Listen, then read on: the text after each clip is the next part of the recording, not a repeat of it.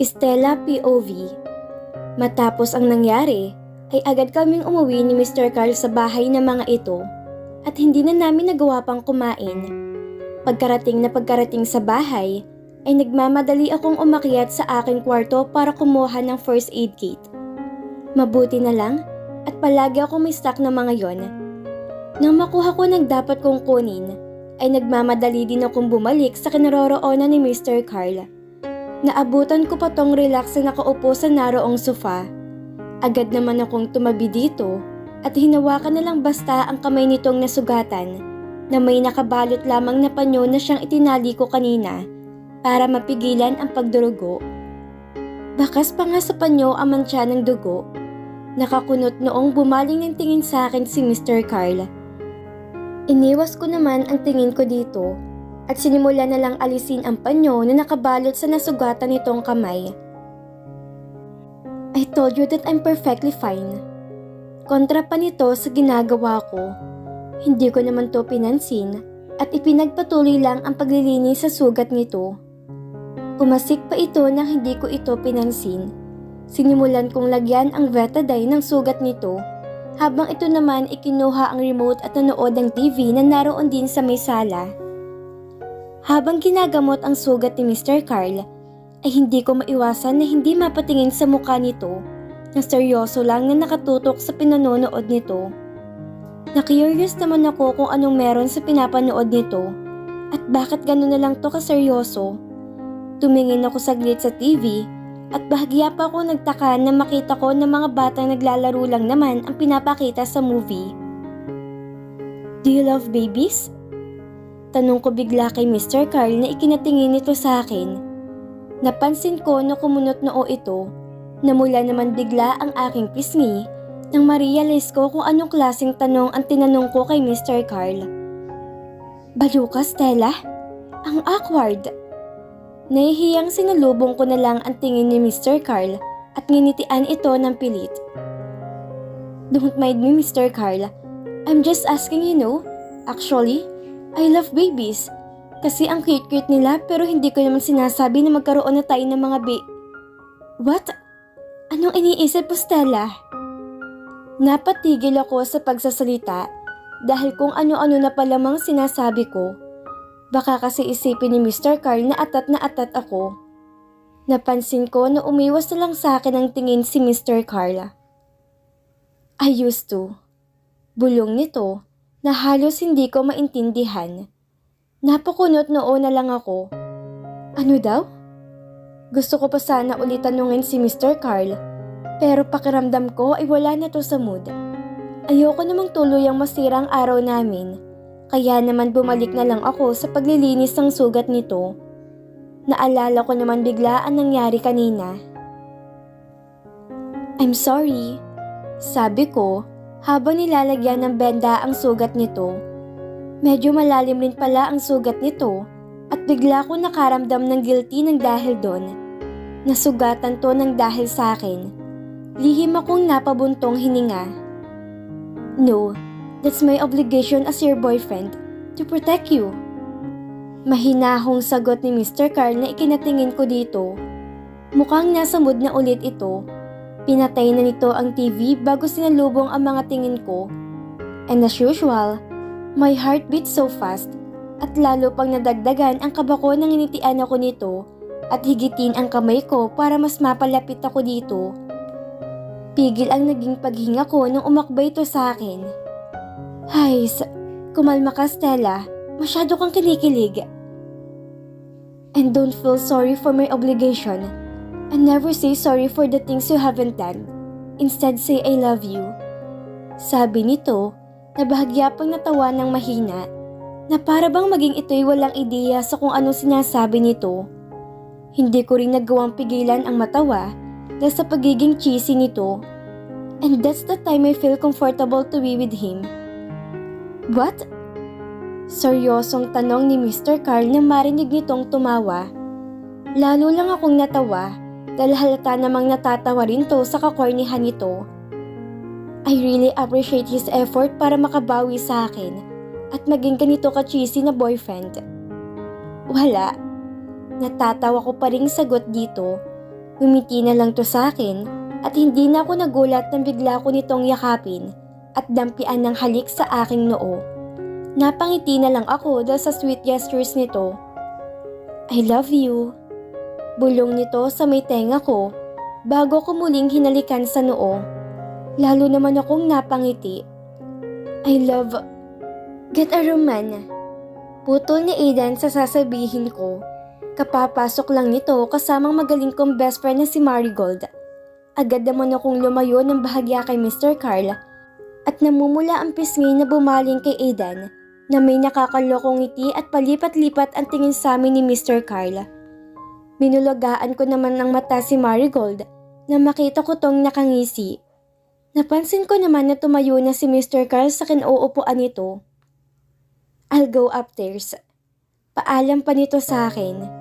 Tumayo naman ako bigla para sumabay na rin dito papunta ng aking kwarto at maiwasan ang nanunokso mga tingin at ngiti ni na Marigold at Aidan. Tayo na sa room, Mr. Carl? Sabi ko pa na ikinatigil ni Mr. Carl sa paglalakad.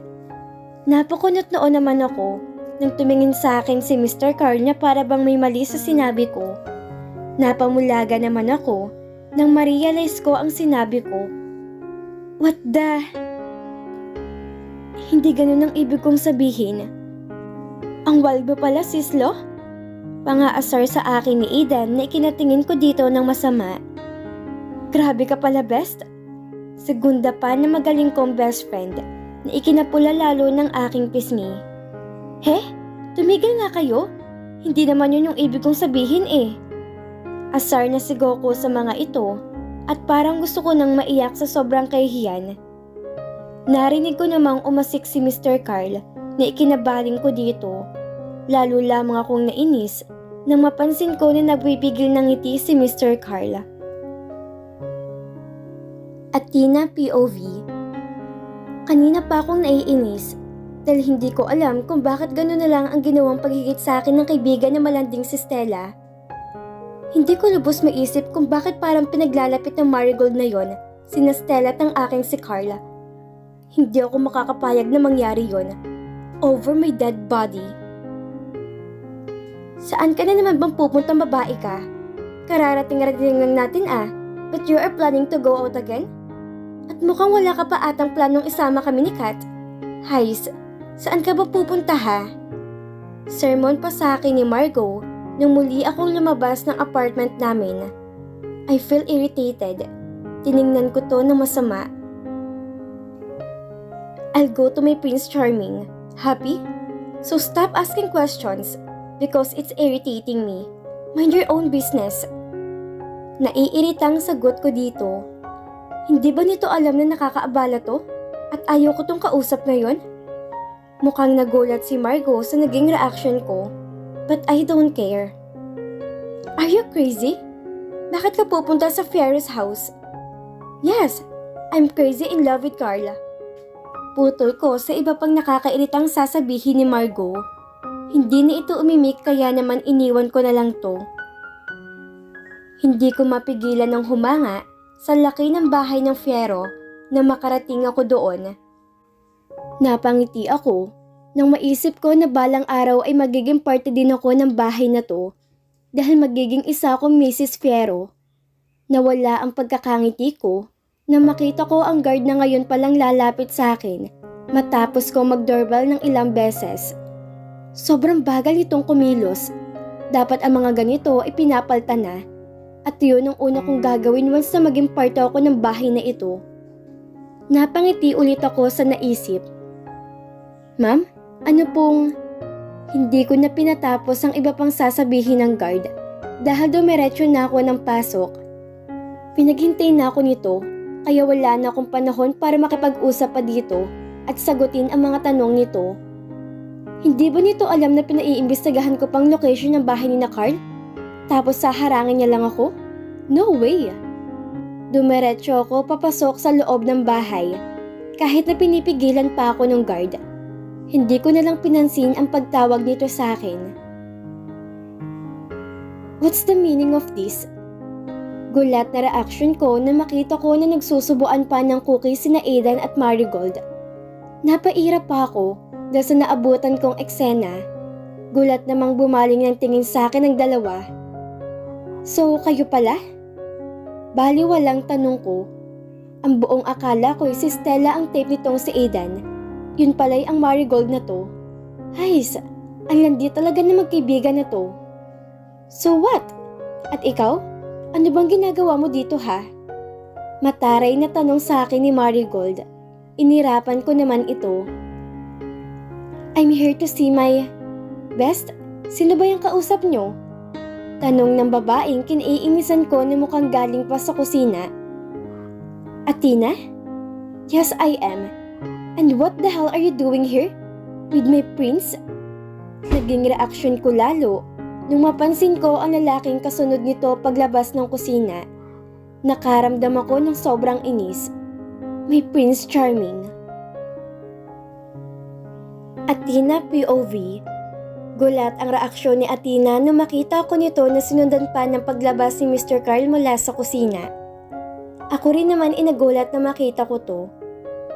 Anong ginagawa ng babaeng to dito? Napansin ko na nagpalipat-lipat ang tingin nito sa amin ni Mr. Carl. Sumama ang tingin nito sa akin pagkatapos. Hindi siguro to makapaniwala na kasama ko ngayon si Mr. Carl at masyadong halata sa itsura nito na hindi to natutuwa sa nakikita. I'll go upstairs. Narinig kong paalam ni Mr. Carl na ikinatingin ko dito. Tumango ako dito, kaya naman umalis na rin to sa harapan ko at nagsimula ng umakyat ng hagdanan. Lumapit naman ako sa direksyon ni na Marigold, Aidan at kay Athena na hindi na maipinta ang mukha ngayon. Hindi niyo ba sasagutin ang tanong ko? Bakit kayo nandito? At ikaw, anong relasyon mo kay Carl? Baling sa akin na Athena na mas lalong sumama ang tingin sa akin. Lihim akong napairap. Ano bang dapat kong gawin sa babaeng to? Hays, can you calm down? You should take this glass of water first. Sabi ko dito para pakalmahin din ng aking sarili sa ginagawa nitong iskandalo. Hindi ba nito alam na wala tong karapatan na mag-iskandalo? Lalo na't bigla na lang tong dumating sa bahay ng mga Fiero at masyado tong maingay. I have no time for drinking that water. All I want is to know why are you here? And what is your relationship with my Prince Charming? Tanong ni Athena na halatang sobrang naiinis na. Napairap naman ako dahil sa pagiging sobrang assuming nito at sa pagpapantasya nito sa boyfriend ko. Narinig ko pa na bahagyang tumawa si Marigold na ikinatingin ko dito. Napansin ko rin na nagsalita pa si Aidan ng go sislo kahit soundless yon. Napakunot na upa ko nung mapansin ko na nakaakbay pa si Aidan sa best friend ko. I'm talking to you, bitch! Singit naman ni Athena na ikinatingin ko naman dito. Sinamaan ko to ng tingin dahil sa sinabi nito. Tinaasan ko to ng kilay at diretsyong tiningnan sa mga mata. First of all, bakit ikaw ang nandito? Mataray na tanong ko dito. Sumusobra na kasi to at napipikon na ako. Hindi naman makapaniwala na tumingin rin sa akin na masama si Athena at tinaasan din ako ng isang kilay. I'm the one who's asking that question because... But actually, you should take that question of yours. Bakit ka nga ba nandito? Ganun wala naman nagpapapunta sa'yo dito. Tanong ko dito na ikinatigil nito sandali. Napangiti naman ako dahil mukhang napagtanto na nito na ito ang basta na lang umeksena sa bahay na ito na wala man lang permiso mula sa may-ari. Narinig ko naman na napawaw si na Marigold at Aidan sa sinabi ko na nakikinig pa rin sa usapan namin ni Athena. May pagkatsismosa rin talagang dalawang to. Tumikhim naman si Athena. Umubo pa to ng mahina na halata namang fake lang para siguro mawalang pagkapahiya nito. Tumingin ulit to sa akin na para naghahamon. Mukhang masyado po lang makapal ang mukha nito para sa salitang kahihiyan. Nagtaas pa ulit ito ng kilay. Well, nandito lang naman ako para makita ang aking Prince Charming. Pero may isang bitch dito na umaaligid sa aking Prince Charming. Sabi pa ni Athena na ikinaubo ni na Marigold at Aidan. Bitch daw, best? Narinig ko pang sabi ni Marigold na tumawa pa na mahina. Prince Charming? Sino? Painosente namang tanong ni Aidan na ikinatawa ko ng mahina. Napukunot noon naman si Athena sa naging reaksyon ko. Do you make fun of me? Iritang tanong ni Athena. Sumeryoso naman ako ng tingin dito. Sa tingin mo, Athena, sinong hindi matatawa knowing na may isa ditong babae na umaangkin ng pag-aari ng iba? Tanong ko dito na ikinukunot noon nito. Mukhang hindi nito naintindihan ang sinasabi ko. Ngumiti naman ako ng bahagya. Your Prince Charming got his princess already. Dagdag ko pa na lalong nagpakunot sa noon nito. What the heck are you talking about? Can you direct to the point, you bitch? Frustrated na tanong ni Athena. I'm your Prince Charming's girlfriend. Sagot ko dito. Halata naman sa reaksyon sa mukha nito na sobrang nagulat to sa sinabi ko. I'm not believing you. Sabi pa nito na tiningnan pa ako ng masama. Okay, bahala ka. You can investigate if you want. Baliwalang sabi ko dito na tinalikuran na ito dahil baka lang lalong lumala ang sitwasyon. Nakakainis? Bakit kasi ang gwapo ni Mr. Carl? Yan tuloy, ang dami nagkakagusto. You can fool me? Hindi mo ako basta mapapaniwala. Nag-i-ilusyon ka lang. Narinig ko pang sigaw ni Athena bago ko narinig ang nagdadabog nitong mga paa na mukhang paalis na. Napabuntong hininga na lang ako. Best, si Slow! Narinig ko namang sabay na tawag sa akin ni na Marigold at Aidan. Hindi ko na lang pinansin ang mga ito at nagpatuloy na lang sa pag-akyat ng hagdan para makapunta na rin ako ng aking kwarto at makapagpahinga. Nakakapagod kasi ang araw na to at nakakawindang ang mga pangyayari. Nakadapa ako ngayon sa aking kama habang iniisip ang mga nangyari kanina. Hindi ko maisip kung sino may galit sa akin para gustuhin akong mamatay. Iniisip ko kung sino yung gustong sumaksak sa akin kanina at sino ang nag-utos dito na gawin yon. Ipinilig kong aking ulo para alisin ang isiping yon. At ang pumalit naman ay ang katatapos lang naming eksena ni Athena. Hindi ko maiwasan na hindi makaramdam ng inis. Umalis ako sa pagkakadapat humiga ng ayos. Naramdaman ko naman bigla ang pagkalam ng aking sikmura. Hindi pa rin kasi ako nakakakain simula pa kanina. Naisipan na nga lang namin magluto kanina ni Mr. Carl instead na pumunta sa mga kwarto namin dahil sa pang-aasar sa amin ni na Aidan at Marigold na halatang may maduming iniisip. Pero bigla namang dumating ang Athena na yon kaya hindi naman natuloy ang gagawin sana naming pagluluto ni Mr. Carl. Nakaramdam na naman ako ng inis kasabay ng pagkalam ng aking sikmura. Napabuntong hininga ko na walang mga iniisip ko nang bigla kong marinig ang mga katok mula sa aking pintuan. Pasok, bukas yan. Sigaw ko sa kung sino man ang kumakatok. Can you open the door for me? Wika nung nasa may pintuan na ikinataranta ko bigla at ikinatayo sa aking higaan. Boses pa lang ito'y talagang nakakapagpataranta na sa aking puso. Nagmamadali akong pumunta sa may pinto at pinagbuksan si Mr. Carl. Agad akong napatingin sa dala nitong mga pagkain na nakalagay sa isang tray. Natakam ako bigla. Can we go inside? Tanong pa nito sa akin na ikinatpula ng aking pisngi at nakakapagpabalik sa aking katinoan. Napapahiyang binuksan ko na malaki ang pinto ng aking kwarto. Oo naman. Sagot ko naman dito. Agad namang pumasok si Mr. Carl at inilapag ang mga dalang pagkain sa side table. Natatakam na sinundan ko pa ng tingin ang mga nilapag nitong pagkain. Para sa akin lahat ng to? Tanong ko kay Mr. Carl na hindi na napigilan ang sarili na kumuha ng isang piraso ng fried chicken at sinimulan yung kainin. Hindi naman ako ganun kagutom, no? For us. Pagtatama ni Mr. Carl sa akala ko, napapahiyang umiti na lang ako dito.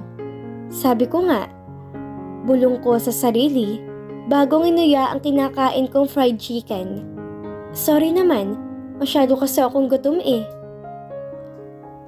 At dito na po nagtatapos ang part 32 ng ating kwento.